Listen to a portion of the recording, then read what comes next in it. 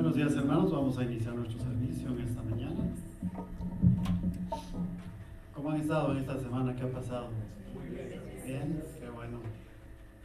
Bueno, y qué alegre, ¿verdad?, que puedan estar aquí en esta mañana y poder alabar al Señor. Vamos a ponernos de pie y vamos a iniciar nuestro servicio. Amante Padre que estás en gloria, te damos la honra y la gloria, Señor, en este día por darnos esta oportunidad de poder estar en este lugar para adorarte, Señor, darte gracias por lo bueno que has sido con nosotros en esta semana que ha pasado. Gracias, Padre, por tus bendiciones, por tus pruebas. Señor, te damos la honra solo a ti porque tú eres grande y poderoso. Señor, bendice este servicio, lo dedicamos a ti, Señor, y que tu nombre sea glorificado en esta mañana. Gracias, Padre, por cada uno de mis hermanos que están aquí en esta mañana. Señor, queremos gozarnos en tu presencia. En el nombre de Cristo Jesús oramos. Amén, gloria a Dios. Vamos a alabar al Señor en esta mañana, hermanos. Él es santo, santo, Dios todopoderoso.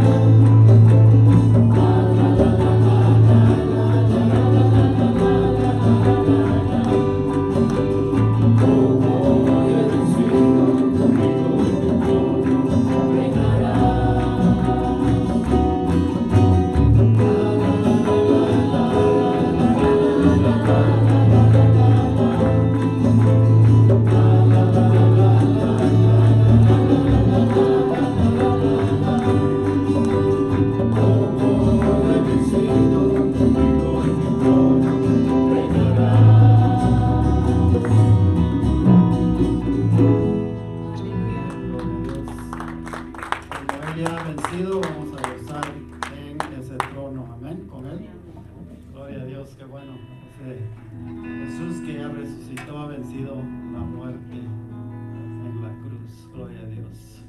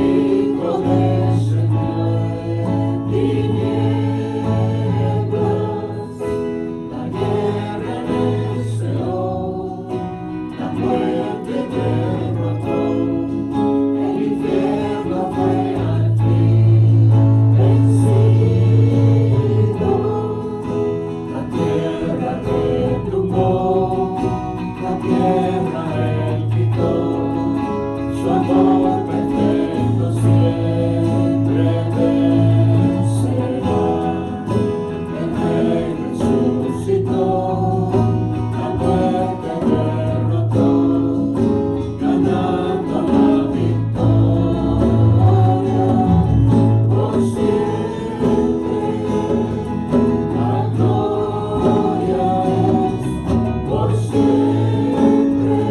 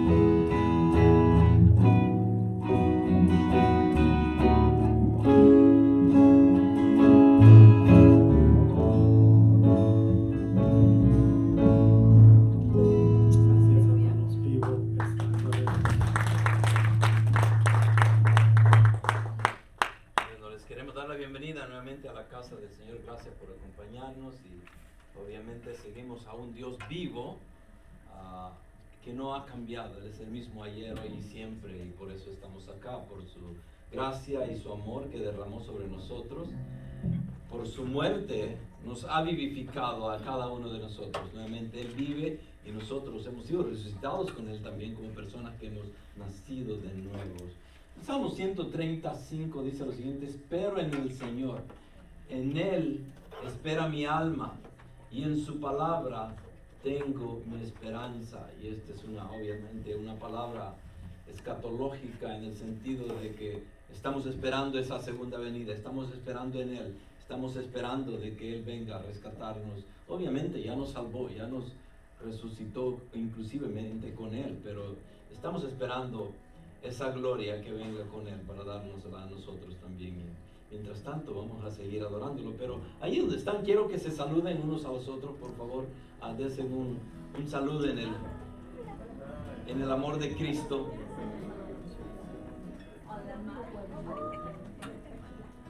Saluden al hermano que nunca han visto, al que no conocen y al que les cae mal, por favor.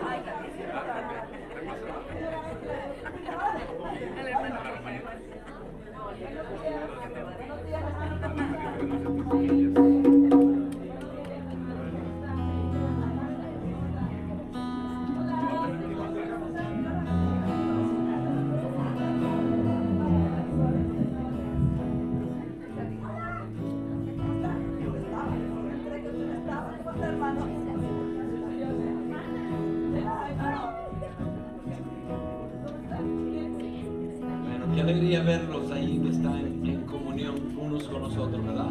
Bueno, como ya se dieron cuenta, no tenemos batería, así que necesitamos sus voces y sus palmas, así es que queremos alabar al Señor, y ahí donde están, cada uno de nosotros vamos a levantar honra y gloria a nuestro Señor Jesús. Así es, hermanos, hoy os vamos a adorar a nuestro Padre Celestial. Sublime gracia, dice del Señor, que a un infeliz salvó. Fui ciego, mas hoy veo, perdido y Él me halló. Qué hermoso, ¿verdad? El Señor nos sacó de ese pozo oscuro, sucio, y ahora estamos limpios delante de Él. Gloria a Dios. Vamos a adorarle.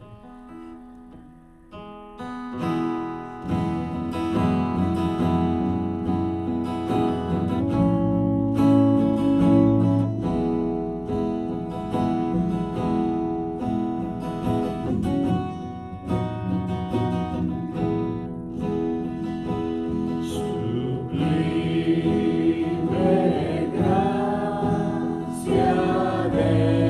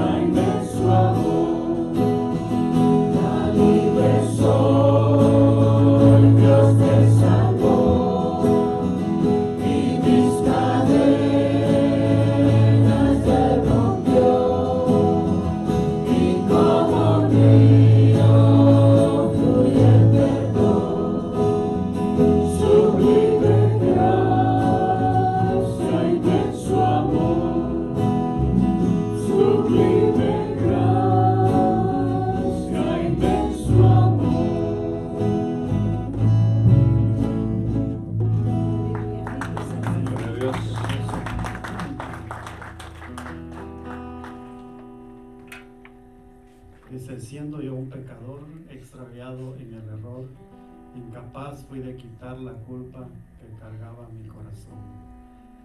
Nadie puede quitarnos esa culpa, únicamente nuestro Señor Jesús, que ya pagó ese precio. Y pues vamos a adorarle en esta mañana. Gloria a Dios.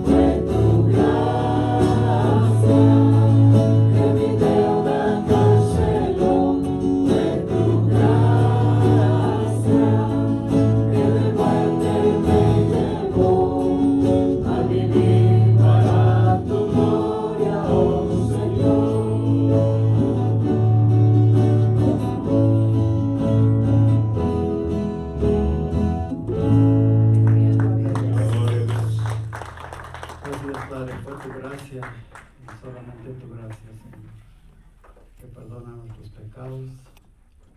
Señor, nos limpia de todo mal. Gracias, Padre, por considerarnos hijos tuyos. Gracias, Señor, por ofrecernos la salvación. Gracias, Padre, por ese sacrificio que hiciste en la cruz. Te alabamos, Señor, y te adoramos en esta mañana. Bendice a nuestro pastor, Señor, que trae tu palabra. Señor, podamos aprender más de ti cada día, Señor, y de esa forma acercarnos más y más hacia tu presencia. Gracias, Padre. Bendice lo que queda de este servicio. En el nombre de Cristo Jesús oramos. Amén. Amén, amén. Pueden tomar asiento, hermano. Gracias.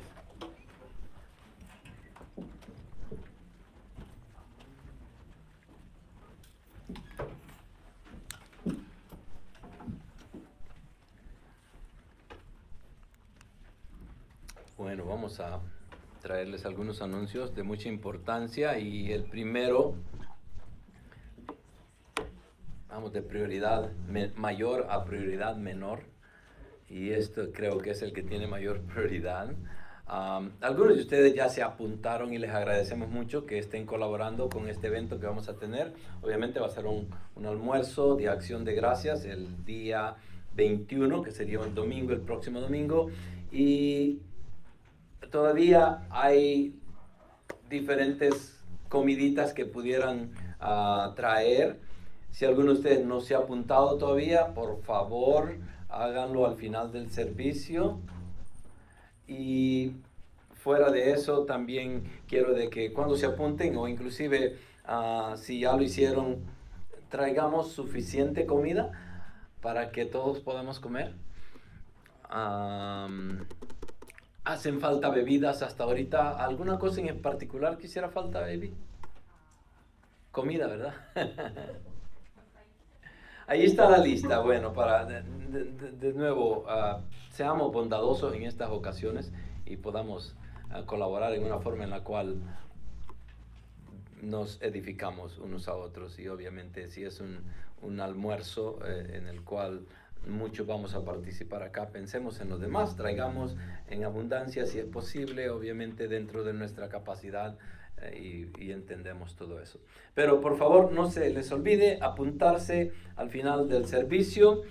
Hoy es el último día para apuntarnos, así es que por favor si lo pueden hacer. Si alguna sugerencia quisieran en el sentido de que no están muy seguros que pudieran traer, o si no pueden cocinar, creo que les podemos sugerir algunas cosas ahí con mi esposa. Así que por favor hablen con ella al final del servicio o conmigo y podemos ayudarles de esa manera. Estudio, vamos a tener el sábado 20 de noviembre, que sería el próximo sábado, 2 capítulos más en el libro Adornadas. Es un libro muy precioso, he oído muy buenos comentarios de este libro, y sobre todo de ustedes, hermanas, que están participando ahí, y ya estamos llegando a los últimos dos secciones, creo yo, en las cuales van a terminar. Pero bueno, capítulo 2 y el 13 va a ser el sábado 20 de noviembre a las 10 de la mañana, así que aquí los esperamos. También tenemos un Holiday Boutique, Craft Boutique, que se va a llevar a cabo el sábado 4 de diciembre. Todavía hay tiempo para apuntarse y reservar su espacio, $25, un espacio de 10 por 10, obviamente para aquellos de algunos de ustedes que tuviera algo que vender o que promover, no sé. Tratamos de abrir eso una vez al año para la iglesia, para aquellos que están haciendo sus negocios por aparte, ¿verdad? Un grupo de evangelismo se está formando nuevamente, ya lo hemos tenido. Pastor Josh es el encargado de él. Miércoles y sábado por la mañana van a estar llevando la palabra al vecindario en el cual vivimos. Así es que yo les insto a ustedes que colaboren. Cada uno de nosotros hemos sido llamados. A veces creemos de que solo los pastores, solo los líderes, solo los misioneros son los que deberíamos. Solo aquel que fue llamado al evangelismo puede ir y evangelizar. Pero la realidad es que esto es un trabajo para cada uno de nosotros. Hemos sido comisionados de parte de Jesús para llevar las buenas nuevas del evangelio a todas las criaturas, a todo el mundo, a todas las naciones. Y ese es un trabajo que no tan fácil se hace, o no se hace mucho en las iglesias por la falta de personas que quieran colaborar. Bueno, miércoles y sábado por la mañana, si quieren alguna información, realmente hablen conmigo. También tenemos un banquete navideño para las hermanas. Se va a hacer en el sábado 11 de diciembre de 5 a 9 de la noche. Boletos están disponibles desde el 21, que sería la próxima semana. Desde ese día van a estar disponibles. El costo es de $35. Una de las razones, me imagino, que es porque traen a un orador especial. Generalmente, si se queda en casa, pues el costo no se les pasa a ustedes, solo debería ser la comida. Pero en este caso, como es un orador de fuera de la iglesia, creo que el costo ha subido un poco, pero nuevamente los animo a que, especialmente a las hermanas, esto es para las hermanas, de que se apunten, que colaboren, que participen, que se glorifiquen en estas cosas que son para beneficio de cada uno de ustedes. Y creo que este es el último, sí. Un proyecto navideño, y esto es el Pastor Lewis, que es el encargado de todas las misiones acá en la iglesia. Él está llevando a cabo este proyecto en el cual va a estar haciéndolos a ustedes partícipe de este proyecto, obviamente toda vez que ustedes quisieran participar. El proyecto es un H2O, que son backpacks, Hope to Others, ese es el punto de H2O, esperanza para los demás o para otras personas. Y es una mochila llena de muchas cosas, suplementos básicos para una persona que estuviera viviendo en la intemperie, y van muchas cosas cristianas también ahí. Son $100 por una mochila que deberíamos de donar. Nuevamente quiero que entiendan esto de que una vez al año él en Navidad siempre hace un proyecto muy grande para que todo lo que salga de esos proyectos él lo pueda mandar a todos los misioneros que participan con nosotros. Entonces el propósito acá va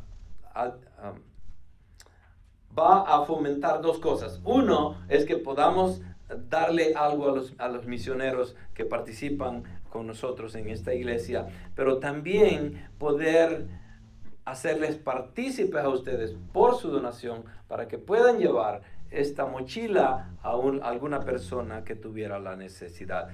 Todo lo que él ha comprado del equipo es nuevo, hay un montón de cosas que vienen en esta mochila, entonces fuera de comida y otros víveres, así es que no es fácil poner esto junto, y nuevamente si pudieran ayudar en este evento sería importante, no solamente para las personas que lo van a recibir, pero para la iglesia en sí, porque podemos colaborar con las misiones también.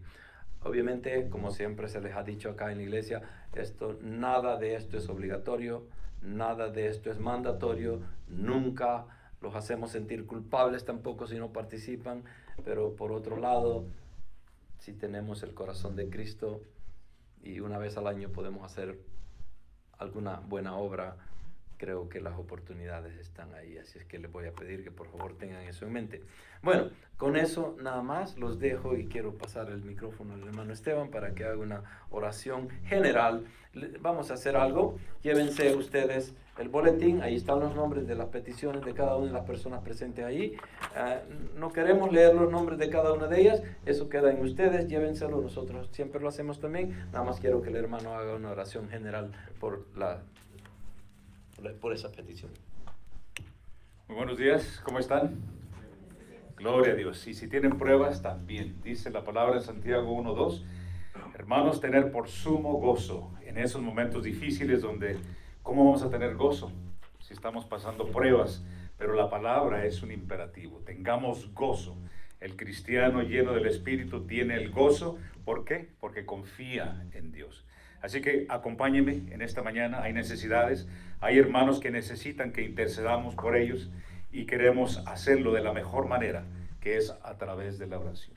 Inclina su rostro por reverencia al Padre. Mi Dios y Señor, hermoso es tu nombre, Padre Jehová.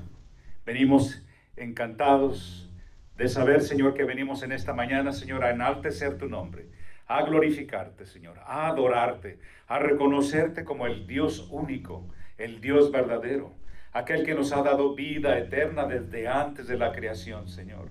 Gracias, Señor, porque eres bueno con nosotros. Tu gracia ha caído en nuestras vidas, Señor, y agradecemos grandemente por ello, Señor. No queremos pasar por desapercibido también, Señor, que te hemos fallado. La carne, Señor, es débil y a veces fallamos, Señor, queramos o no. No hay hombre perfecto, ni uno solo, dice Romanos, Padre. Pero tú en tu gracia nos ves con buena claridad, limpio, Señor, a través de la sangre de Cristo, Señor. Gracias, Señor, porque nos has salvado. Gracias, Señor, porque luchamos diariamente, Señor. Nuestra vida es un campo de batalla entre el bien y el mal. Pero sabemos que estamos contigo, Señor, porque continuamos llenándonos de tu Espíritu Santo, Padre. En esta mañana, Señor, venimos ante ti con rogativas de oración. Hay necesidades en el pueblo que tú las conoces, Señor, y son hechas y presentadas y permitidas por ti. Gracias, Señor, porque eres bueno en ellos, Señor, y pedimos el gozo pese a las circunstancias, pese a la enfermedad, pese, Señor, que tal vez no hay ingreso, no hay salud, que las relaciones familiares están deterioradas, Señor, o que simple y sencillamente se han apartado de tu presencia, Señor. Queremos en esta mañana, Señor, glorificarte, pedirte, Señor, por estas oraciones, en general por salud, para todas las hermanas y hermanos que están en este boletín. Oramos, Señor, para que tu mano caiga en sus vidas, Padre, sanando toda enfermedad física, Señor. Pero sobre todo aquellos que no te conocen, Señor, o que se han apartado de tu presencia por X, Y razón, Señor, que tu misericordia, Señor, sea con ellos, Padre. Sea, Señor, en su vida espiritual. Que la mano suya, mi Dios, pueda tocar y enaltecer sus vidas, Señor, con una sola palabra, Señor, que ciertamente llenará todo ese vacío y toda esa necesidad de cada vida, Señor. Oramos también, Señor, por hermanos que atraviesan dificultades financieras, Señor, dificultades laborales. Sabemos que el caos económico en todo el mundo está al presente y se avecinan situaciones difíciles, Padre. Pedimos que protejas a cada uno de tus hijos, Padre. Oramos por todos nuestros hermanos también en el mundo que necesitan tu ayuda, mi Dios. Sé con ellos, Padre, siempre y cuando se alineen a tu hermosa y perfecta voluntad, Dios. Oramos también por los ancianos de esta iglesia, los misioneros, Señor, que día a día arriesgan su vida, su integridad, mi Dios. Todo lo que tú les has permitido, Señor, para que el evangelio llegue a lo más recóndito de este mundo, Señor. Pedimos por su vida, por sus familias, Señor, por su integridad física y espiritual. Guárdales, protégeles, Señor, y ayúdanos a orar constantemente, porque sabemos, Señor, que necesitan. Ellos son los guerreros que están enfrente del enemigo diariamente, Padre. Oramos también por aquellas dificultades, Señor, que no están aquí en el boletín, pero que tú las conoces aquí mismo en tu casa, en tu pueblo, Señor. Sé con ellos, Señor. Nuevamente pedimos que todas estas oraciones, Señor, sean puestas ante tus pies, Señor, para que en tu bendita gracia, Señor, puedas responder favorablemente, Señor. Gracias, Señor, te damos por esta oportunidad. Recibe toda honra y toda gloria, Señor, porque, oh mi Dios, ¿a quién podremos apelar si no es a ti, Señor? A tu amor, a tu misericordia, a tu bondad, Señor, que has derramado abundantemente para con los tuyos, mi Dios. Gracias, Señor, por esta oportunidad de venir a ti como pueblo de Cristo, como tu iglesia, Señor. Ayúdanos, Señor, a ser hijos dignos de ti, Señor. Ayúdanos, Señor, a poder, Señor, compartir de las buenas nuevas a aquellos que no te conocen, mi Dios. Nuevamente, honra, gloria para ti, Señor. En ti ponemos estas oraciones, Señor, para que tú, mi Dios, conforme a tu hermosa y preciosa voluntad, otorgues el favor. En el nombre precioso de mi Señor Jesucristo oramos. Amén y amén. Gloria a Dios. Gloria a Dios. Bueno, hermanos, ahí donde estamos, vamos a entrar a la palabra. Y estamos en el capítulo 2. Vamos a entrar al capítulo 2 de Gálatas. Y obviamente, basado en estos versículos, el tema sería preservando celosamente la verdad. Y es lo que Pablo va a demostrar. Preservar la verdad es el punto más importante acá de estos versículos. Y hemos venido exponiendo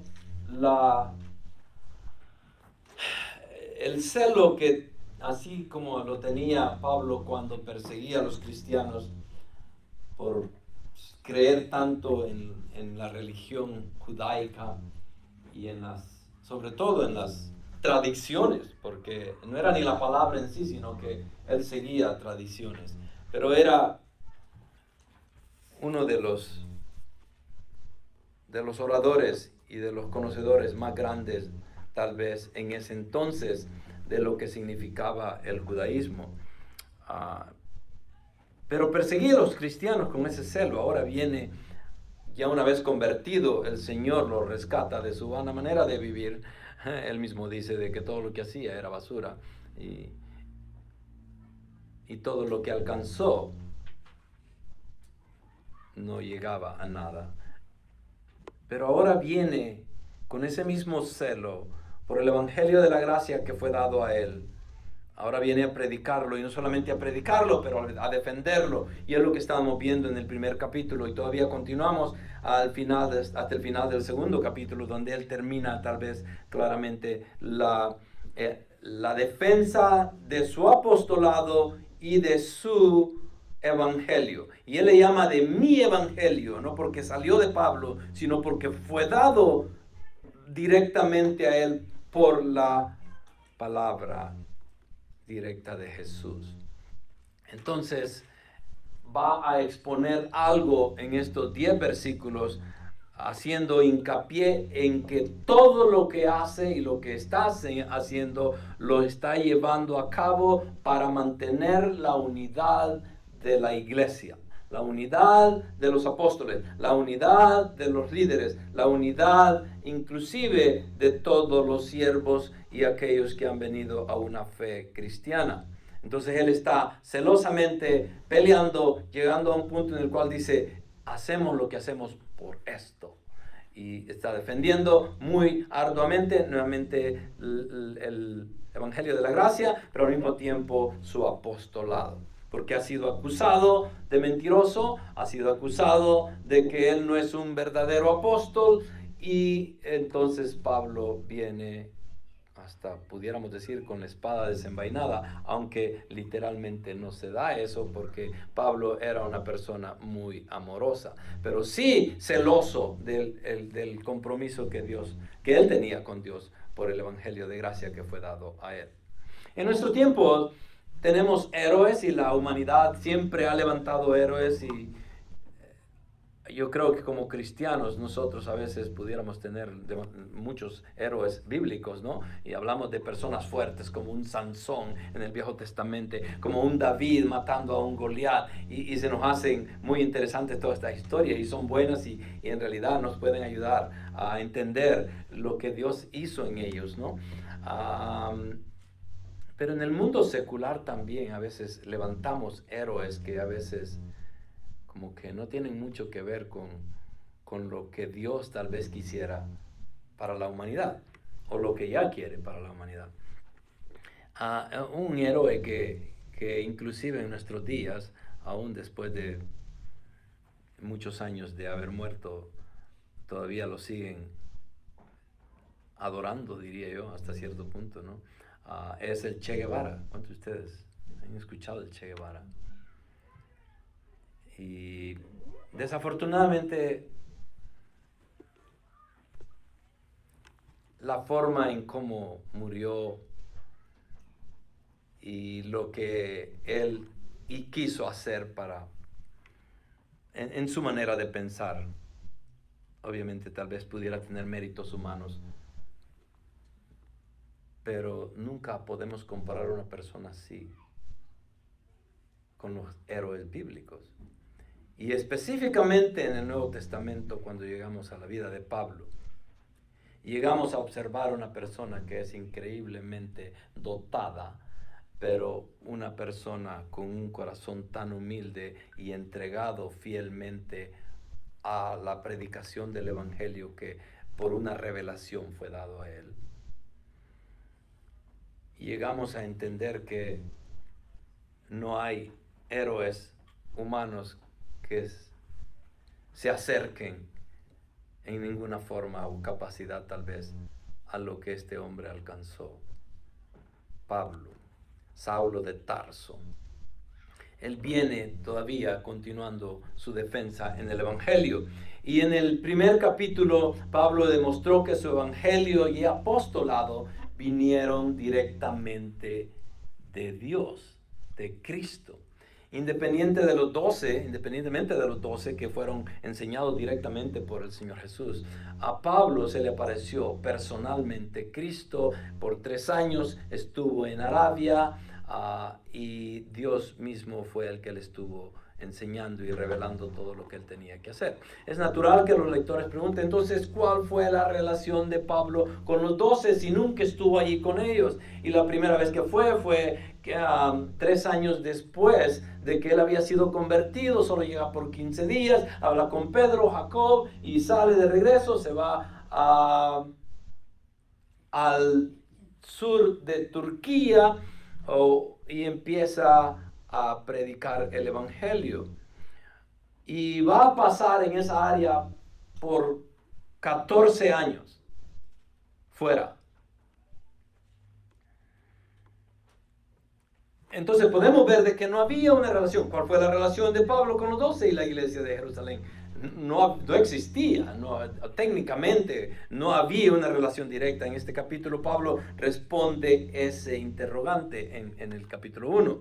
Entonces, al relatar su viaje significativo a Jerusalén, que va a venir en el capítulo 2, después de su conversión, Pablo muestra que él era de una verdad y un espíritu con los otros 12 apóstoles. Y eso es lo que va a tratar de demostrar en el capítulo número 2. Ahora, como apóstol estaba siendo acusado. Como apóstol, no solamente él, pero los 12 apóstoles también tendían a ser acusados de alguna forma u otra. Porque Jesús mismo les había dicho, si me persiguieron a mí, los van a perseguir a ustedes. Y uno de los dichos de Jesús es, tomad mi cruz. En pocas palabras, como cristianos que somos, vamos a sufrir persecución, vamos a sufrir en este mundo. Jesús mismo dice, en este mundo tendréis tribulaciones, tendréis aflicciones. Entonces, entendemos de que la vida cristiana no va a ser fácil, y específicamente para aquellos líderes, porque aquel que más se le dio, más se le demandó. ¿Sí me entienden? Entonces, el Señor tenía un propósito para ellos, y específicamente en Pablo, que dice, a este lo he escogido para que sufra por el evangelio. Y ya leímos en el capítulo 11 de 2 de Corintios, pueden ver todo lo que él había sufrido. Y lo continuó haciendo hasta el día de su muerte, cuando fue decapitado en Roma. Entonces, pero era acusado de no ser un verdadero apóstol. Y tal vez no lo hemos, desde el principio de Gálatas, no hemos hablado directamente de lo que es un apóstol. Bueno, el uso cristiano primitivo de la palabra griega apóstolos, que es de acuerdo a la palabra griega, apóstol es la traducción fácil, conlleva una autoridad distinta, se refiere a una persona, y obviamente este es el apóstol que va atado para aquellos que sí recibieron un llamado directo de Jesús. Se refiere a una persona que tiene derecho a hablar en nombre de Dios como su representante o delegado. El término, como explica el comentarista John Stott, no era una palabra general que pudiera aplicarse a todos los cristianos. ¿Okay? Entonces, nuevamente, la palabra apóstol no se aplica a todos los cristianos. Como las palabras creyente o santo o hermano, que eso lo usamos muy a la ligera acá, pero ustedes son mis hermanos en Cristo, son hermanos en Cristo, somos creyentes, somos cristianos, somos santos. Todo eso es una forma general en cómo podemos nombrarnos unos a los otros por estar en el Evangelio. Pero la palabra apóstol era un término especial reservado para los 12 y para uno o más. Otros 2 a quienes Cristo resucitado había designado personalmente. Entonces, inclusive en la palabra, a veces encontramos algunas personas que dicen, era apóstol.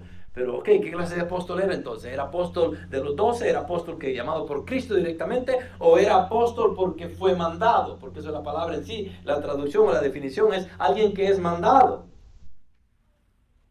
Pablo fue mandado, los 12 apóstoles fueron mandados a predicar el evangelio directamente por el Señor Jesús. Por eso ellos eran genuinos apóstoles. Los apóstoles de nuestro tiempo, ya hemos hablado mucho de eso, a veces, de vez en cuando se presenta la oportunidad, no tienen nada que ver. Ellos se pueden autodenominar lo que ellos quieran. Ellos pueden decir que son profetas, que son apóstoles de nuestro tiempo, pero no, en realidad no llenan los requisitos bíblicos. En ninguna forma.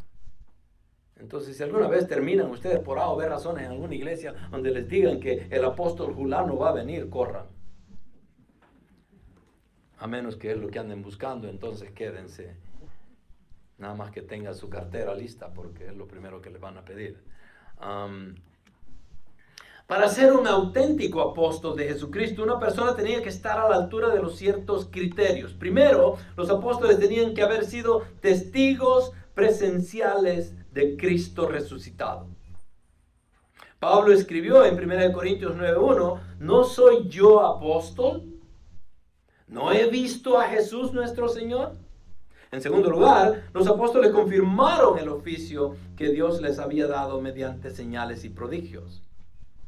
Prodigios milagrosos, como escribió Pablo en 2 Corintios 12:12. Las señales de un verdadero apóstol se realizaron entre vosotros con toda perseverancia mediante señales, prodigios y milagros, dice Pablo. Finalmente, los apóstoles debieron haber sido seleccionados personalmente para este oficio único por el Señor resucitado, de acuerdo a Hechos 1:21 al 26. Pablo había cumplido con todos estos requisitos porque se había encontrado con el Cristo resucitado en su camino a Damasco, de acuerdo a Hechos 9, o de acuerdo a Hechos 26 también, que está, los dos capítulos hablan de la transformación de Pablo. Jesús le había dado poder a Pablo para realizar señales asombrosas y maravillas durante su ministerio. Hechos 14:3. Y el Señor había elegido específicamente a Pablo para llevar el evangelio a los gentiles. Esa fue la comisión más grande que él tenía. No solamente iba a ser un apóstol, pero iba a llevar el evangelio de la gracia directamente a todos los gentiles, a todos aquellos a los cuales los demás apóstoles no habían alcanzado. A Pedro se le iba a dar una comisión y se le dio alcanzar a los judíos. Y también al mismo tiempo Pablo tenía cierta responsabilidad con los judíos. Básicamente lo que les quiero decir con esto es que tanto Pablo como Pedro fueron dados ciertas comisiones diferentes. Pablo a los gentiles, Pedro a los judíos. Pero ¿qué pasa? También se pudieron entrelazar. Porque, ¿se recuerdan cuando Pedro va a visitar a Cornelio? Un gentil. Ok, ¿quién lo trae a los pies de Cristo?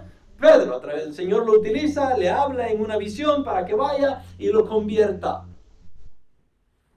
De la misma manera, Pablo fue y predicaba en las sinagogas y convertía a judíos al evangelio de Cristo. Y aquellos que no convertía, lo perseguían. Esa era la difícil tarea de Pablo.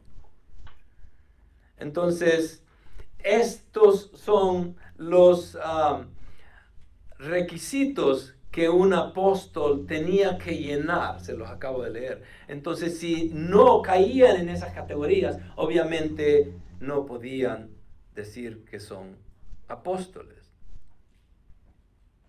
¿Ustedes creen en los milagros? ¿Sí? ¿Existen milagros todavía? Es obvio, ¿no? Podríamos decir que sí, pero ¿hay milagros como los que pasaron hoy? Hoy, ¿hay milagros como los que pasaron en el nacimiento de la iglesia primitiva? Y piénsenlo bien. Porque estamos hablando de los apóstoles y muchos farsantes, muchos maestros de la ley que se saben decir que son, vienen y quieren pretender que con milagros ellos prueban de que son o un apóstol o un profeta. Ahora, ¿pudieran existir ciertas clases de milagros en las iglesias? ¿Y todos son de Dios? Y ese es el peligro en el cual podemos caer. De que porque pudiéramos pretender o creer de que vimos a un milagro, no necesariamente significa primeramente que fue milagro, o segundo, pudiera ser de que si fue, no fue un milagro hecho por Dios. ¿Satanás tiene poder? ¿Puede hacer cosas grandes? Es obvio. Entonces, el peligro de los profetas y apóstoles de nuestro tiempo es que quieren pretender con milagros o querer comprobar de que ellos son lo que son. El problema con eso es que muchos de los, nuevamente como les dije, los milagros que se hicieron en la iglesia primitiva, en la mayoría de los casos no se repiten, nunca más. Eso está como cuando Moisés fue y rescató al pueblo de Israel de las garras de Egipto y los lleva al Sinaí, al desierto por 40 años. Y en esos 40 años, en los primeros 3 días, el Señor hace milagros increíbles. ¿Se volvieron a repetir? Piénsenlo. Ya no. ¿Por qué? Porque Él estaba haciendo algo muy especial. Cuando Él levanta la iglesia, era algo muy especial. No existía la iglesia, primera vez. Entonces, para poder demostrar que era Dios haciéndolo, usa personas y hace maravillas a través de ellos, los apóstoles en particular, para demostrar de que Dios estaba en control. Y Dios establece la iglesia. No fue el hombre. No fue Pablo, ni Pedro, ni Santiago, ni Juan. Pero Dios les iba a dar el poder para demostrar de que Él estaba obrando en ellos y poder dar así a ellos la capacidad de ser escuchados y que pudieran creer de que ellos venían de Dios. Entonces vamos a entrar al capítulo 2 de Gálatas y vamos a leer los versículos del 1 al 10. Entonces, después de 14 años, subí otra vez a Jerusalén con Bernabé, llevando a Tito.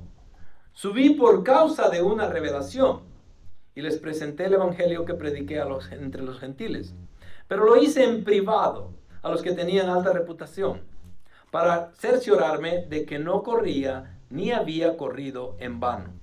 Pero ni aun Tito, que estaba conmigo, fue obligado a circuncidarse, aunque era griego, y esto fue por causa de falsos hermanos introduciendo secretamente que se habían infiltrado para espiar la libertad que tenemos en Cristo Jesús, a fin de someternos a esclavitud, a los cuales ni por un momento cedimos para no someternos, a fin de que la verdad del evangelio permanezca con vosotros. Y de aquellos que tenían reputación de ser algo, lo que eran nada me importa. Dios no hace acepción de personas. Pues bien, los que tienen reputación nada me enseñaron. Miren todo lo que dice Pablo. Sino al contrario, al ver que se me había encomendado el evangelio a los de la incircuncisión, así como Pedro lo había sido a los de la circuncisión, porque aquel que obró eficazmente para con Pedro en su apostolado, a los de la circuncisión también obró eficazmente para conmigo en mi apostolado a los gentiles. Y al reconocer la gracia que se me había dado, Jacob, Pedro y Juan, que eran considerados como columnas, nos dieron a mí y a Bernabé la diestra de compañerismo, para que nosotros fuéramos a los gentiles y ellos a los de la circuncisión. Solo nos pidieron que nos acordáramos de los pobres, lo mismo que yo estaba también deseoso de hacer. Son 10 versículos y ahí hay mucha información, mucho que se puede hablar y el tiempo apremia y nunca es suficiente, porque podemos pasar mucho tiempo acá. Pero vamos entonces a entrar al tema acá, preservando la verdad del evangelio. Y ese debería ser el tema de estos 10 versículos. Preservando la verdad del evangelio, y eso lo pueden encontrar en el versículo 6. Y vamos a llegar ahí. Pero ese va a ser el tema, preservando la verdad del evangelio. ¿Y por qué era importante preservar la verdad? Porque habían mentirosos. Porque habían falsos maestros. Habían falsos profetas. Entonces Pablo está queriendo salvar las iglesias de que caigan en el error de creer doctrinas equivocadas. Él está tratando de evitar que los ya creyentes no se les esté enseñando un evangelio diluido o un evangelio adulterado. Diluido en el sentido de que pudiera tener mucha libertad de hacer lo que quisieran. y adulterado sería en un extremo legalista en el cual se le agrega a la gracia para poder pensar de que podemos ser salvos. Entonces Pablo está peleando por eso, va a defender su apostolado, pero está defendiendo el evangelio de la gracia. Y para eso obviamente decide ir a Jerusalén. Entonces Pablo muestra unidad en el evangelio por medio de 4 eventos en Jerusalén. Una vez que llega a Jerusalén, 4 cosas podemos observar en estos versículos por lo menos, los cuales nos dice la mente lo que está pensando Pablo y lo que él quiere en realidad, y eso es traer a unidad todos los líderes, en este caso los apóstoles, y lo que se debería y lo que no se debería hacer en el campo misionero, que era lo que él era un experto en eso. Nadie hizo más misiones que Pablo. Esto, cuando digo eso, hablo de los apóstoles. Entonces, el primer evento es su llegada a Jerusalén. Él llega a Jerusalén, y esto es muy importante entenderlo. Entonces, después de 14 años, después de 14 años, 3 años, los primeros 3 años cuando él fue convertido, el primer año que fue convertido, él es llamado, ahí Jesucristo mismo lo lleva al desierto. En el desierto él pasa siendo instruido por Cristo mismo. Después de que termina de ser instruido, viene a Damasco, empieza a predicar el evangelio y regresa a Jerusalén por primera vez. Entonces, ya Pablo ha estado predicando, ya Pablo está haciendo la obra del evangelismo, o la obra misionera que Dios le había dado. Pero no tenía ningún contacto con los apóstoles. Hasta esto nunca los había conocido, no sabe ni quiénes son. Tal vez me imagino que escuchó de ellos, es obvio, hasta ese entonces. Pero él regresa entonces, 3 años después, regresa a Jerusalén, porque de allí había salido y nunca había llegado más. Es convertido, se queda 3 años, se va a Arabia, el Señor mismo Jesucristo le predica y le enseña y le da la comisión que él tenía que llevar. Regresa a Damasco, predica el evangelio y va directamente a Jerusalén a encontrarse con Pedro y Jacob.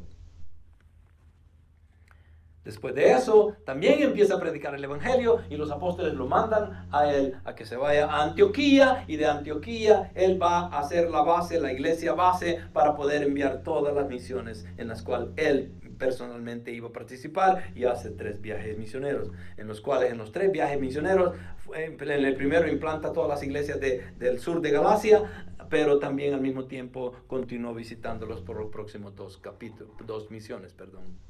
Entonces, después de 14 años, subí otra vez.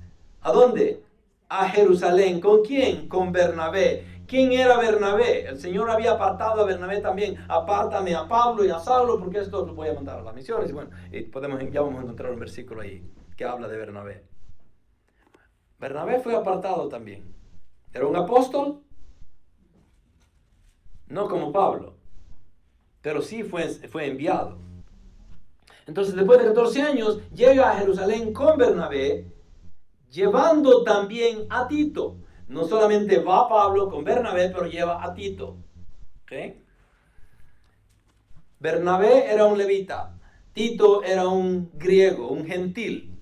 Ahora, estas 2 personas van con Pablo y a Jerusalén con un propósito. No es porque él dijo, me voy a sentir solo, no tengo a nadie a quien llevar, vámonos. No. Había un propósito, lo vamos a ver más adelante. Entonces, después de 14 años, llega a Jerusalén con Bernabé y Tito. No sabemos nada acerca de su conversión. ¿De quién? De Bernabé. En Bernabé no sabemos cómo lo convirtió el Señor, pero mucho en cuanto a su naturaleza espiritual. Bernabé era un hombre con una naturaleza muy generosa. Inclusive Hechos habla en 4:37, 4:36 habla de dónde era, y en el 4:37 nos dice que él había vendido todas sus bienes y se los había entregado a los pies de los apóstoles.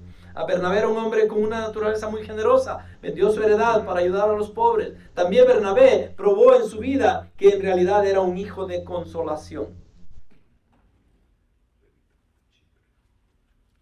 ¿Han tenido ustedes alguna vez un hermano que los ha consolado? Levante la mano, quiero saber, a ver si alguna vez que los han consolado, ¿ok? ¿Cómo se siente uno cuando es consolado por alguien? muy bien, ¿no? Nos traen paz, nos traen amor, nos traen seguridad, nos traen consuelo, es obvio, y se siente uno muy bien. Esto era Bernabé, era por eso le habían apodado el hermano que consolaba, si le podemos decir así. También Bernabé probó en su vida que en realidad era un hijo de consolación, dice. Él tomó a Pablo en el comienzo de su vida. Imagínense ustedes, él se tomó la capacidad y el privilegio de ayudarle a Pablo en el comienzo de su vida cristiana y lo llevó a los apóstoles en Jerusalén para que tuviesen compañerismo con él. Fue Bernabé quien lleva a Pablo.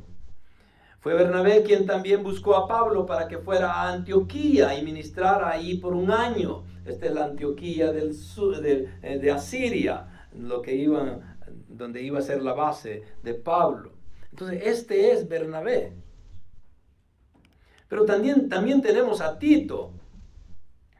¿Y quién era Tito? Otra persona que Pablo menciona, que fue con él a Jerusalén, es Tito. Él era un gentil incircunciso. Pocas palabras, no estaba circuncidado. Era gentil y no estaba circuncidado. Ahora, Pablo no tenía problema con eso. Pero vamos a hablar un poquito más después de él. De eso quiero decir. También fue colaborador con Pablo. Tito era pastor. En 2 Corintios 8:23 o 12:18 habla de eso. No sabemos cuándo Tito se juntó con Pablo en las actividades misioneras. La referencia más temprana de Tito está en Gálatas 2:1-3 y eso es lo que estamos leyendo hasta ahorita. Primera vez que Pablo menciona a Tito.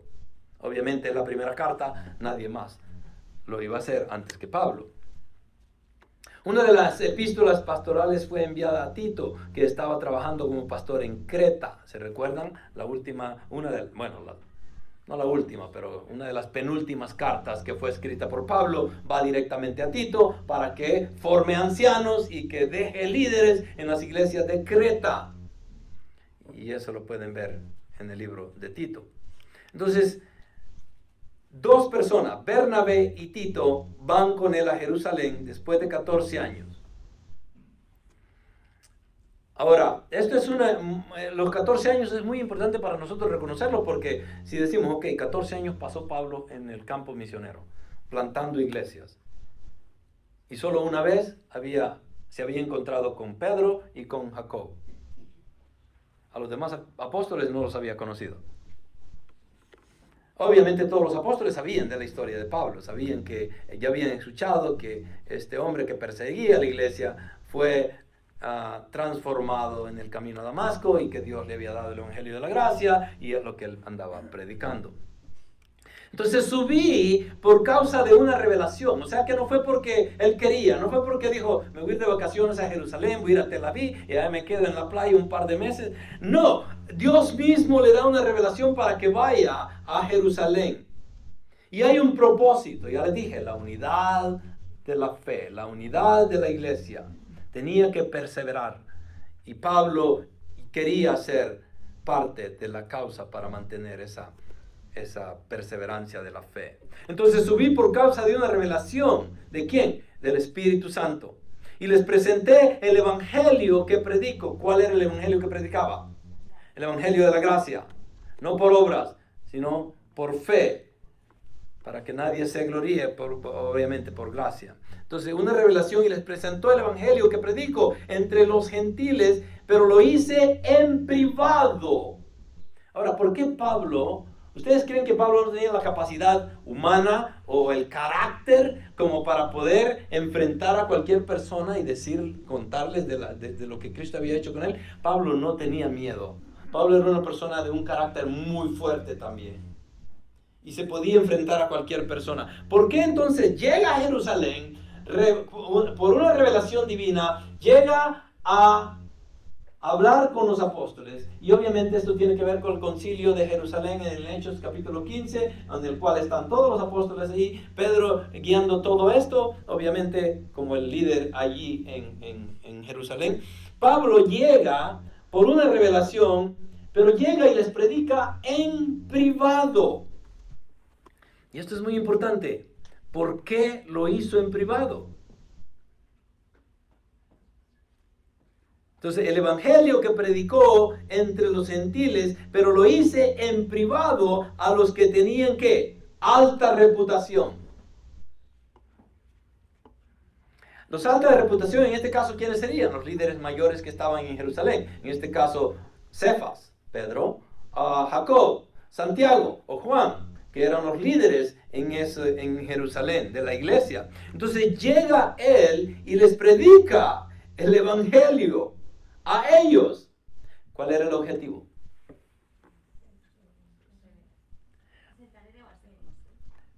Bueno, yo creo que hay varias, ¿no? Pero una de las grandes verdades por la cual él predica el evangelio es porque acuérdense, ¿por qué Pablo está llegando? Primeramente, porque lo están acusando los judaizantes de que él no es apóstol, de que él es mentiroso y que el evangelio de la gracia que él trae es lo más barato que pueden ofrecer y que por ente o por ser tan barato, de acuerdo como lo ven los judaizantes, no tiene ningún valor y que es de hombre y no es divino. Eso es lo que piensan de él. Entonces Pablo llega a defender el evangelio, pero a defender su apostolado. Porque lo que él tenía no fue revelado por hombre. ¿Cuántos años pasaron para ver al primer apóstol? 3 años. Pablo llegó a ver a Pedro los primeros 3 años. 3 años después de haber nacido de nuevo. ¿Ok? Y 14 años después regresa para conocerlos a todos. Entonces, ¿dependía del hombre Pablo? En ninguna forma. ¿Creí en el evangelio? Por 14 años no estuvo predicando. ¿Ustedes creen que estaba preocupado? ¿Qué dirá Pedro? ¿Qué dirá Juan? ¿Qué dirá Santiago? ¿Estaré haciendo yo lo correcto? Pablo no tenía problemas con eso. ¿Sí me entienden? Pablo no tenía ningún problema con eso. Entonces, por una revelación llega y les predica el evangelio en privado a los que tenían alta reputación. ¿Quiénes son los de alta reputación? Los apóstoles. ¿Por qué les predica? En privado, primeramente. Porque ¿qué pasaría si Pablo predica en público? Ok, acuérdense algo, el escenario acá, déjenme pintarlo de esta manera. Él llega y los judaizantes están en Jerusalén también. Y lo quieren atacar. Y no lo van a dejar en paz. Entonces, si él hubiera llegado y predica el evangelio a los apóstoles en público, ¿qué hubiese pasado? Se crea una contienda y lo empiezan a atacar unos y otros, e inclusive, y el riesgo más grande era de que él predicara el evangelio a los apóstoles y uno de ellos saliera ahí diciendo, ¿sabes qué, Pablo? Yo no creo en eso. Ahora, ¿por qué era importante hacerlo en privado? Porque si Pablo tenía que defender el evangelio, lo iba a hacer no importara con quién fuera. Por eso mismo dice de que predicó entre los gentiles, pero lo hizo en privado a los que tenían alta reputación. Aquellos que tenían reputación. Inclusive llega a contacto también porque dice, si ellos no están de acuerdo conmigo, no los quiero hacer conocer públicamente y que sean avergonzados por lo que yo enseño. Pero lo hizo en privado en caso de que hubiera alguna contienda, para protegerlos a ellos, para protegerse él también, y lo hizo en unidad de amor, porque Pablo no llegaba allí a querer defender o atacar a los apóstoles de Jerusalén. No ese era su propósito era defender el evangelio de los judaizantes, o de lo que habían dicho de él. Entonces llega en privado a los que tenían alta reputación para cerciorarme de que no corrí ni había corrido en vano. En pocas palabras, lo que yo no estaba haciendo no era mentira. Esto es verdad y lo vengo a demostrar, y por eso estoy en privado con los apóstoles para demostrarles a ellos lo que yo sé y lo que fue dado a mí por gracia, directamente por Jesús mismo. ¿Qué quiso decir Pablo entonces cuando escribió no corro ni he corrido en vano? Pablo no quiso decir que él no estaba seguro de su evangelio y por eso fue a Jerusalén para recibir una confirmación apostólica. No era lo que andaba queriendo hacer. Él estaba totalmente convencido del evangelio y estaba dispuesto a no ceder ni un centímetro de su mensaje.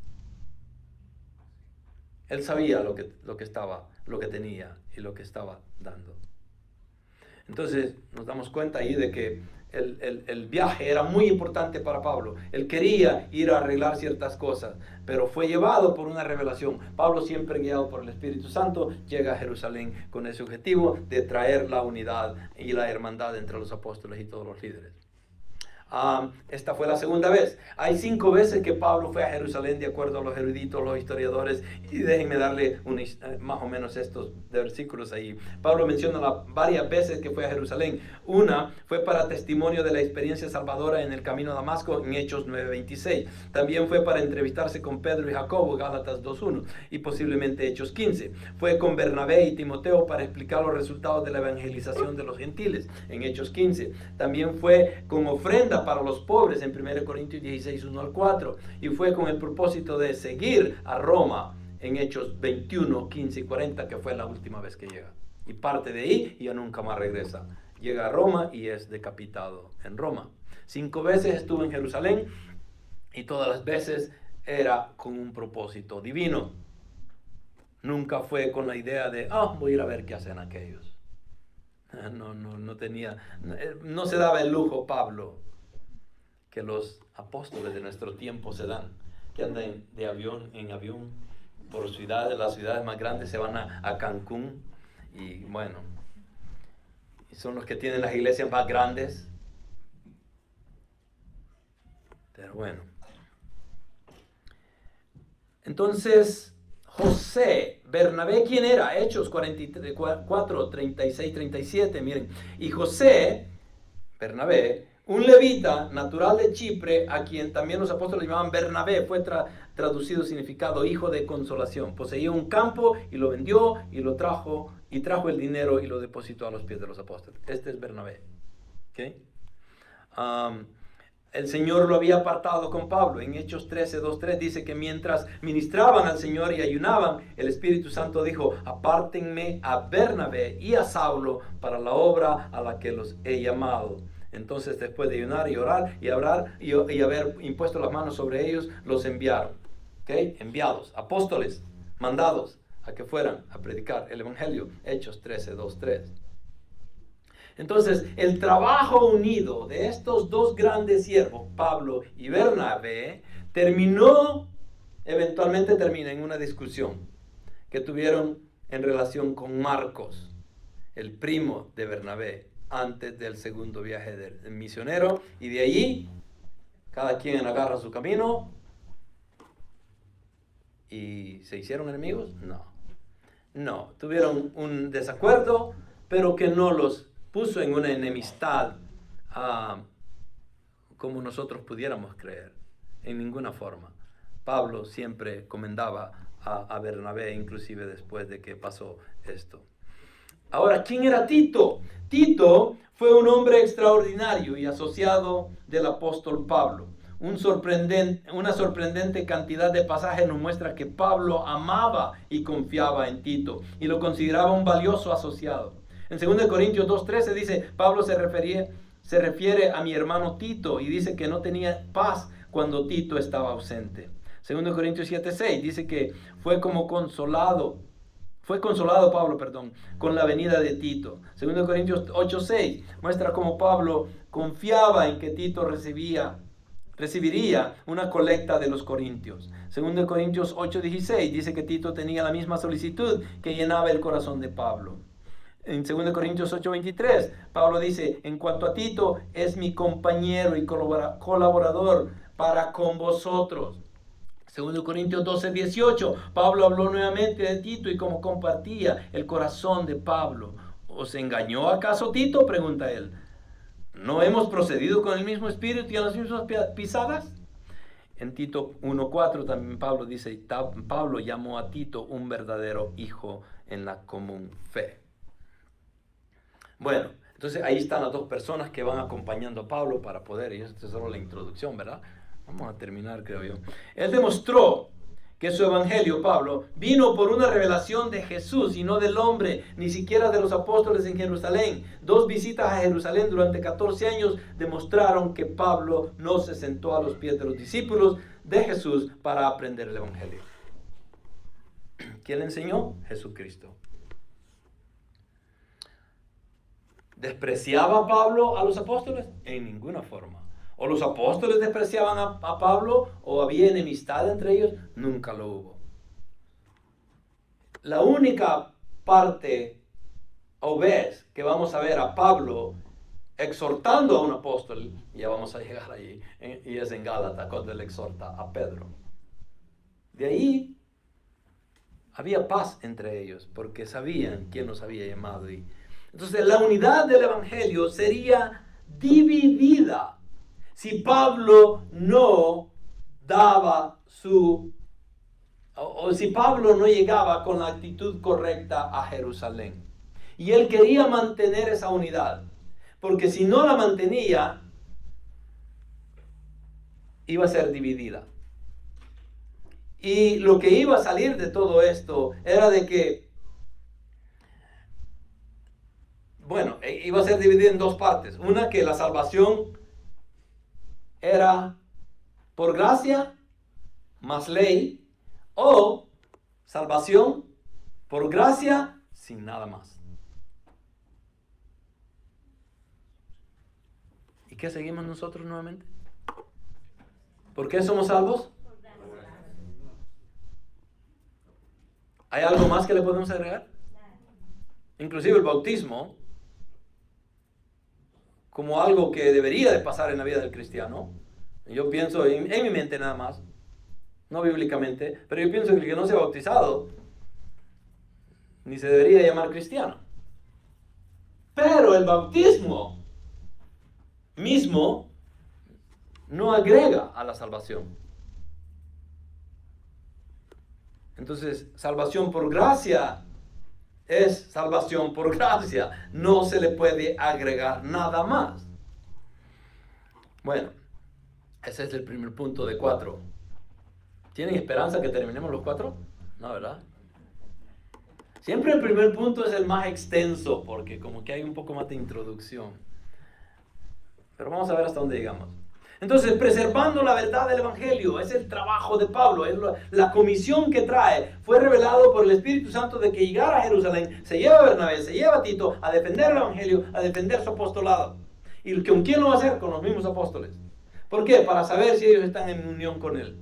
Y obviamente él resuelve eso muy claramente. Pero Pablo muestra la unidad del Evangelio por medio de 4 eventos. Vimos ya su llegada, lo importante que era para él poder llegar y llevar a Tito y llevar a Bernabé. Y hasta ahorita no sabemos por qué llegó a Tito. Ya vamos a darnos cuenta. La circuncisión, y aquí viene, fue otro evento. Pero ni aún Tito, ya nos dimos cuenta quién era Tito, ¿verdad? Pero ni aun Tito, que estaba conmigo, fue obligado a circuncidarse. Aunque era, ¿de dónde era? Griego. Ahora, ¿por qué Pablo como que pone duda en decir, pero ni aun Tito, que estaba conmigo, fue obligado a circuncidarse, aunque era griego? Yo lo estaba leyendo en inglés y me quedé, en inglés como que no me hizo sentido. La traducción estaba ahí y me hizo pensar como que a Tito lo habían obligado a que se circuncidara. Pero ese no es el punto acá. Es todo lo contrario. Porque dice, pero ni aun Tito, que estaba conmigo, él era un griego, él era gentil, fue obligado. Entonces, ni aun él, que merecía, ni aun él, que si había alguien que debería hacerlo, debería ser este es gentil, este es griego. Si alguien debería circuncidarse, debería ser Tito. Pero ni aun él, dice, fue obligado a circuncidarse, aunque era griego. Y hemos hablado de la circuncisión antes también, y nunca tal vez lo hemos definido correctamente, o yo no sé si lo hemos hecho, pero circuncidar quiere decir cortar circularmente una porción del prepucio. La circuncisión en el Antiguo Testamento era una señal del pacto que Dios tuvo con Abraham, de acuerdo a Génesis 17. Este rito externo era observado por el pueblo de Dios en el Antiguo Testamento. Génesis 17 obviamente habla de eso. Éxodo 4, Josué 5. Y debía ser una señal de un cambio interno hecho por Dios. ¿Debería ser qué? Una señal. ¿Nosotros somos de la circuncisión? No, pero ¿hemos sido circuncidados? Sí, espiritualmente. ¿Por qué? Porque hemos sido cambiados internamente. Dios nos transformó desde adentro hacia afuera. Y esa circuncisión espiritual que Dios hizo en nosotros era necesaria para nosotros. Amén.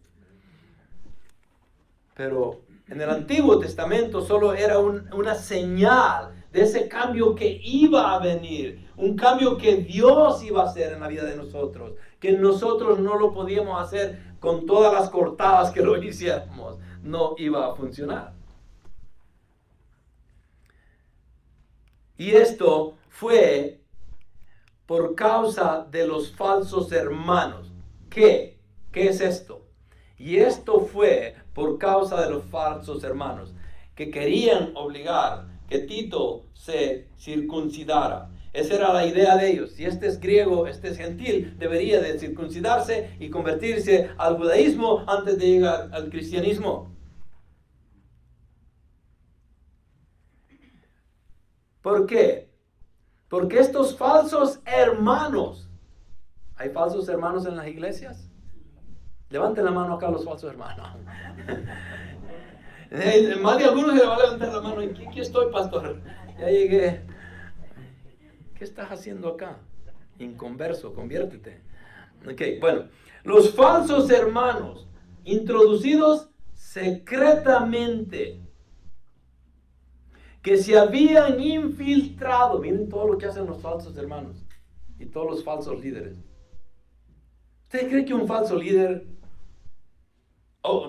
que un líder correcto, un líder llamado por Dios, se va a andar escondiendo o va a andar haciendo las cosas por atrás de las cortinas? Es lo que hacen. Y se conocen. Y Jesús mismo dice, por los frutos los conoceréis. Entonces los falsos hermanos introducidos secretamente, que se habían infiltrado para espiar, ¿qué andaban haciendo? Espiando. Imagínense ustedes. Y así, ¿ustedes creen? A veces llega gente que yo no conozco a muchas de las personas que a veces vienen acá, nos visitan por una vez y se van. Nos visitan una vez y se van. Ya no puedo ver. No llenan tarjeta ni nada. Entonces una vez se pone a pensar y dice, bueno, ¿a qué vendrían? ¿Eran cristianos o no eran cristianos? ¿Eran hermanos o no son hermanos? ¿Vinieron en realidad a buscar una iglesia o nada más a ver qué conseguían o a espiar? ¿Sí me entienden? Entonces, todas estas cosas se dan en las iglesias ahora. Eso no ha pasado de moda. Empezó y no va a terminar hasta que Jesús regrese. Entonces, se habían infiltrado para espiar a libertad que tenemos en Cristo Jesús. Entonces, Pablo está defendiendo la doctrina de la gracia. ¿Por qué? Porque los judaizantes están esclavizando de nuevo a los cristianos. ¿Por qué? Cuando venimos al cristianismo, y este es el Evangelio, Gálatas, es el libro de la libertad, que Cristo vino a liberarnos. ¿De qué estábamos presos? ¿A dónde estábamos presos nosotros? ¿Estábamos esclavos de quién? ¿De quién? Del pecado. ¿Ok? ¿Y éramos esclavos también de la ley?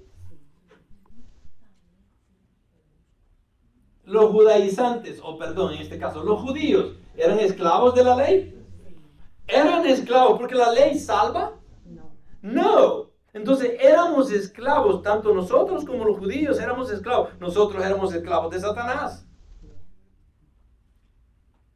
Dios viene a través de Cristo a liberarnos, nos libera y nos da esa libertad. Y si ya la tenemos, ¿por qué vamos a caer de nuevo en ella? Y es una tristeza y me llena de dolor en el corazón a veces cuando veo hermanos que han estado acá en la iglesia y constantemente han estado acá aprendiendo y aprendiendo. Y no que ya lo saben todos, y no que yo lo sé todo, y no que esta es la iglesia perfecta. En ninguna forma se trata de eso. Pero muchos hermanos que vienen y vienen, ahí están y de repente se van y ya no los vemos. Y es triste darnos cuenta de que a veces salen de acá para ir a una iglesia tal vez con una doctrina no tan sana. Y digo yo, ¿Qué aprendieron? Y están como los Gálatas. Tenían la libertad. Habían sido libres por el Evangelio de Cristo. Y ahora llegan los judaizantes, los falsos maestros, como lobos rapaces, vestidos de oveja, representando santidad y armonía, y hablan muy bonito, hasta les hablan en inglés, en francés, en portugués, y todos esos, ay, qué chulo habla el pastor. Y le creen, y ahí se pierden. Y se van, después de ser libres, caen en la esclavitud nuevamente. A veces como que somos masoquistas nosotros. Yo he visto personas que han venido de iglesias muy legalistas y me empiezan a hablar, ay pastor, si usted supiera lo que nos decían allá y teníamos que hacer esto y lo otro. De repente se van y se van a otra iglesia legalista de la misma manera y digo, okay, ¿qué pasó aquí entonces? Veniste porque venías huyendo, pero te sales de acá y te vas a otra peor también. Y digo, increíble. Pero la mente humana a veces como que no captamos la realidad, como que no hemos tenido suficiente palabra para discernir lo bueno y lo malo.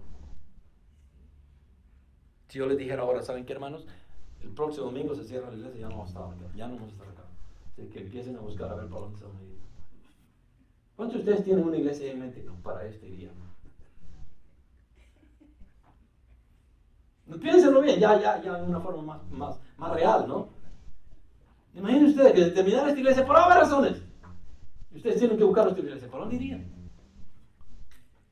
Nuevamente, no queriendo llenarnos de orgullo en ninguna forma, con humildad digo esto, en el sentido de que, ¿para dónde iríamos? ¿Quién nos va a enseñar la palabra? ¿Quién les va a exponer texto por texto la palabra? O la pregunta siguiente sería, ¿cuántos de ustedes han sido expuestos a un libro todo completo, palabra por palabra, verso por verso, para poder entender lo mejor posible lo que Dios quiere enseñarnos?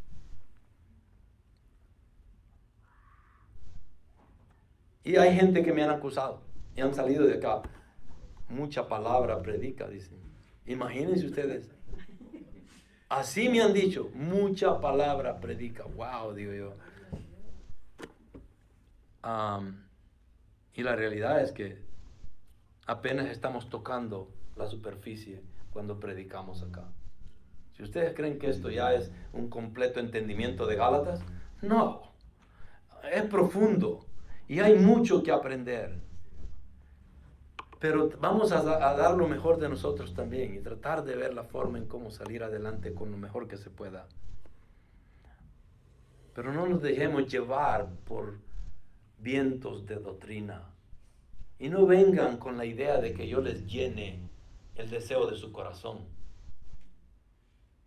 No, vengan dispuestos a que Dios los exhorte, que los instruya, que los transforme, en que los discipline. Esa es la verdadera palabra. No venir a escuchar solo lo que yo quiero escuchar. Entonces, estos falsos hermanos introducidos secretamente que se habían infiltrado para espiar a la libertad que tenemos en Cristo Jesús a fin de someternos a esclavitud nuevamente, es lo que les estaba diciendo. A los cuales ni por un momento cedimos para no someternos a fin de que la verdad del Evangelio permanezca con vosotros. Ese es el tema de Pablo. Nunca cedió. No cedió, ¿por qué? Porque no quería que la verdad del Evangelio desapareciera. Él quería perseverarla.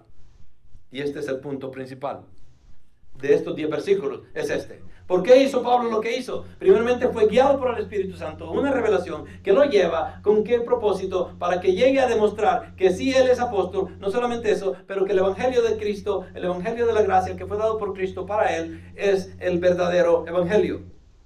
Y que los apóstoles iban a estar de acuerdo con él, y eso lo vemos en los últimos versículos, del 9 al 10.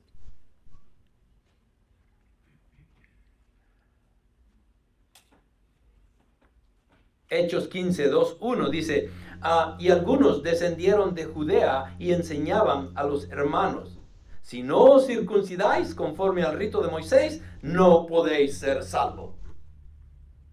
¿Ok? Eso es lo que les estaba enseñando. Si ustedes no diezman, ustedes no son salvos y no van a ser bendecidos. No les estoy enseñando eso. Les quise decir que eso dicen algunos pastores y los esclavizan a ustedes. ¿Sí o no? Oh, si ustedes no diezman, ustedes por eso es que no son bendecidos, porque no diezman.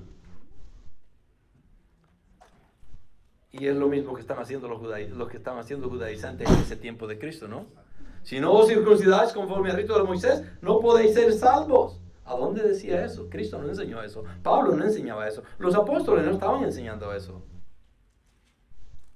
Pero eran estos falsos maestros trayendo una mala doctrina. Si no os circuncidáis, no podéis ser salvos. Pablo no condenaba la circuncisión como si fuera pecado recibirla. ¿Por qué les digo esto? Porque se recuerdan, ¿saben quién era Timoteo? ¿Ok? ¿Y Timoteo fue circuncidado? Sí. ¿Y quién lo guió a la circuncisión? ¡Pablo! Come on, pastor, entonces eso no hace ningún sentido. ¿Cómo es que a Tito no lo dejó, pero a Timoteo sí lo dejó que lo circuncidaran? Entonces, pero por eso estoy diciendo lo que digo acá. Pablo no condenaba la circuncisión como si fuera pecado recibirla. ¿Por qué dice eso? Porque ya se había permitido a Timoteo que se circuncidara. Pero él insistía, y el concilio lo sostuvo, que la circuncisión no tenía nada que ver con la salvación y por lo tanto no debía imponerse a los gentiles. ¿Por qué está el nombre de Lutero allí? Porque Lutero, tanto Lutero como Calvino, como muchos otros líderes cristianos se han opuesto a la forma en cómo muchos falsos maestros han querido traer la legalidad a las iglesias. ¿Con qué peleaba Lutero? ¿Cuál era el pleito de Lutero? La iglesia, ok, pero ¿por qué? ¿Qué tenía la iglesia? ¿Qué hacía la iglesia? Basada en obras. La salvación sin obras no existía. Y todavía continúan en el mismo camino. Y no han cambiado, no cambiaron. Y ni quieren cambiar. Y ahí vamos a terminar. ¿Ok? Interesante. ¿Sabían ustedes? Y esto lo vamos a ver después, pero vamos a terminar acá. Nuevamente mencionando a Lutero. ¿Qué vino a hacer Lutero? A reformar. ¿Ustedes creen que Lutero fue una persona que de repente salió de la nada y dijo, me voy a meter en pleito con los mismos católicos acá para que me vaya bien? No, fue una persona utilizada por Dios, era obvio. Su idea nunca estuvo en dejar la iglesia, o por lo menos en el principio. Ese no era el propósito de Lutero. Pero él empieza y es confrontado con Gálatas. Gálatas es el libro que empieza a cambiar completamente a Lutero. Y después Romanos. Y ya con esos dos libros se queda Lutero, ¿qué estamos haciendo? Y por eso empuja a la reforma. ¿Y cuál era el pleito de él? De que las tradiciones eran más importantes que la palabra en sí. Y quiere parar eso. Vamos a llegar a unos versículos en los cuales, les voy a dejar con esto. Vamos a llegar a unos versículos en los cuales Pablo dice muy claramente, ya los leímos al principio, de que Pedro fue llamado para los de la circuncisión. ¿Quiénes eran ellos? ¿Los quiénes? Los judíos. Los judíos eran los que podían ser circuncidados. Entonces, ¿cuál fue la comisión del Señor para Pedro? Los judíos. ¿Okay? Pablo fue llamado a los gentiles ¿cómo se le llama? A los incircuncisos. ¿Ok? Ahora, si eso es cierto, tengan eso en mente. Pedro para los judíos, Pablo para los gentiles. ¿Ok? Si vamos a agarrar un papa de esos dos para la Iglesia Católica, ¿ok? Piénsenlo bien, lógicamente ahorita, ¿no? Si vamos a agarrar un papa de esos dos, ¿quién debería haber sido el papa? ¿Por qué? Porque es a los gentiles. La Iglesia Católica está llena de ¿qué? Gentiles. Entonces, ¿por qué agarraron a Pedro entonces? Y nunca han alcanzado. Ellos no tienen un ministerio para los judíos. Ya lo puse que pensar, ¿verdad? Pero sí ven la hipocresía de la iglesia.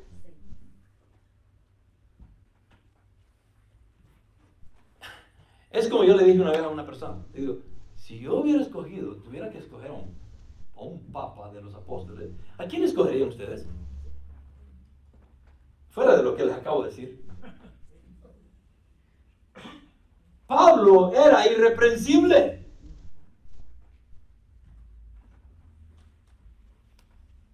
¿Y quién llegó a Roma? Pablo.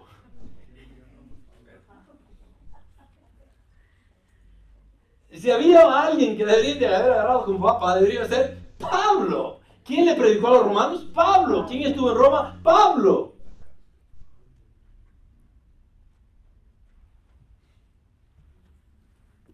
Ese era el final ya.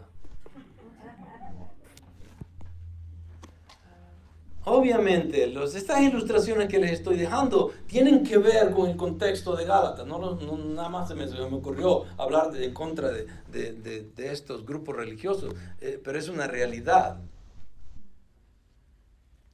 Y así como pasó en el tiempo de Lutero, en el tiempo de Calvino, en el tiempo de Bunyan, que fue puesto preso por predicar el evangelio también. Así ha existido en todo el tiempo y va a continuar pasando esto. Pero la unidad del evangelio tiene que perseverar. Y va a perseverar porque la iglesia no es de hombres y no fue llamada ni revelada de hombres, sino que fue una revelación divina. Y la cabeza de la iglesia es Cristo. Y si Cristo es la cabeza de la iglesia, eso significa que la iglesia va a perseverar y va a continuar hacia adelante, no importa lo que venga.